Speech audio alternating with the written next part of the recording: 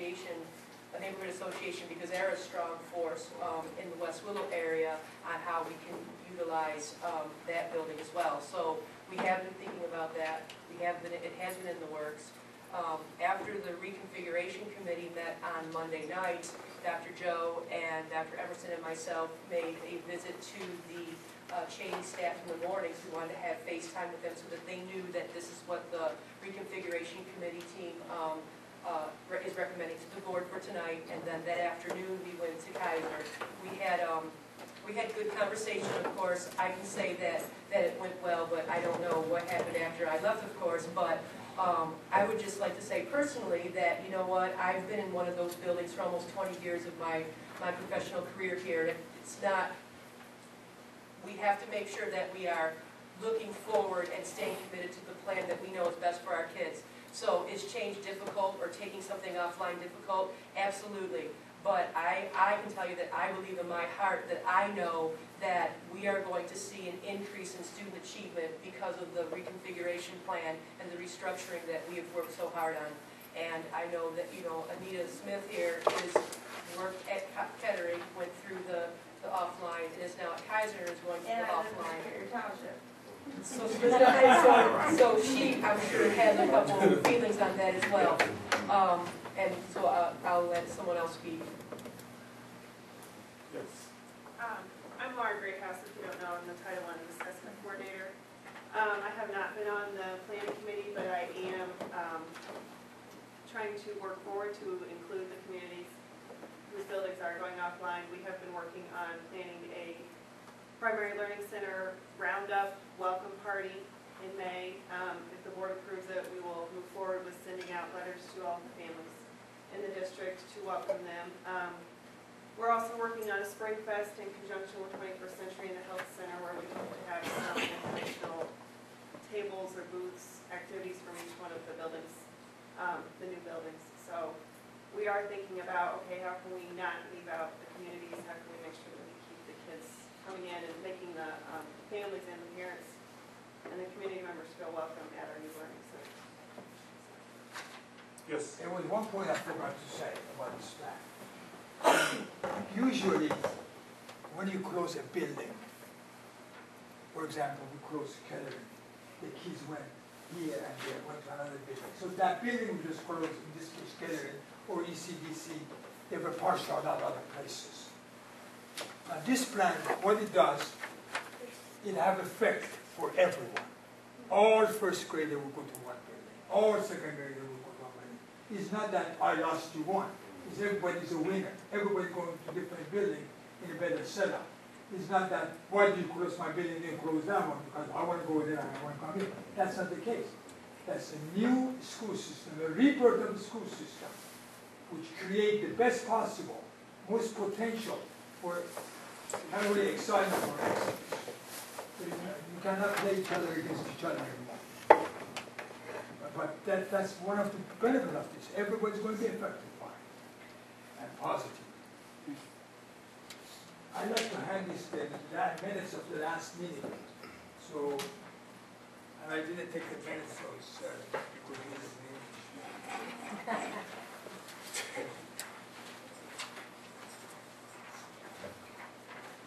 See the discussion they had. Mr. Grimes, I'd like to make sure that your question was answered. Oh, yes. Yes, right. Any other comments?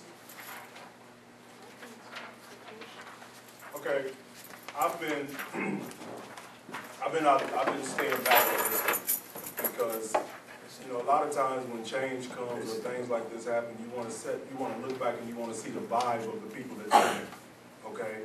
And what I've seen, first of all, let me thank Ms. Lisiski, Dr. Joe, Mr. Emerson, all the committee, all the teachers for all the hard work that you have done. I seen the attendance on the meetings and I was just amazed at how many teachers and administration showed up for this. Then on the first town hall meeting, I heard it was about 20 to 30 teachers and staff here too, so that lets me know that they are really buying into it. Number two, I've been talking to Ms. Lasiski, and I've been talking to Dr. Joe about this for a while now. And if anybody knows me and know what me and Ms. Lasiski talks about, we always talk about student achievement, student achievement, student achievement. I want to know, is the kids going to miss anything, or are they going to get what they need to get? And each time they have clarified it that they are.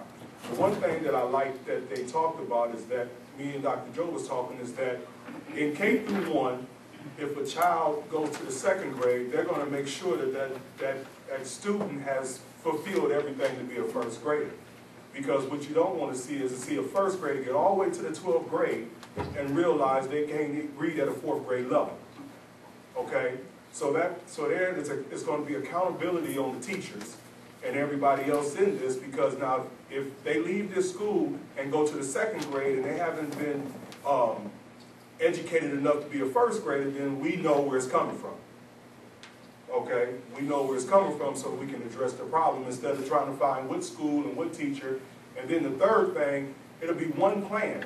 So it'll start from the bottom and it'll come up. So the same thing that's being taught at kindergarten will be taught at 12. And if anybody's ever been on a sports team, any type of team thing, it's best when you start them early and groom them into, so then when they get older, nothing's changed. The same plan goes across the board. And then lastly but least, if you look at the state of Michigan and the education, what's going on, we're realizing that it's cuts everywhere right now. That's the thing with the Governor Snyder and everything. It's inevitable. It's going to happen. Okay? And so I think, personally, this is going to be a good thing if passed. And then not only will we see better educated students, but I truly believe that we will bring more students back because they will see that we are about business and we're about the education of students and the betterment of a whole child or student.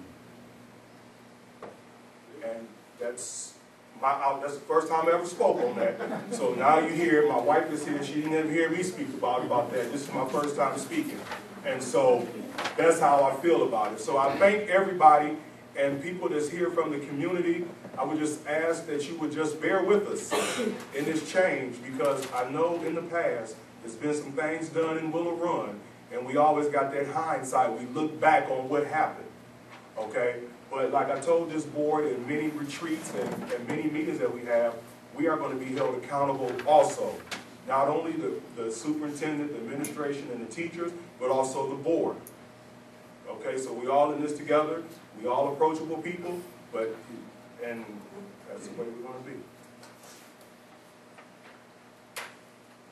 Anything else? We are Willow Run. And we are Willow Run.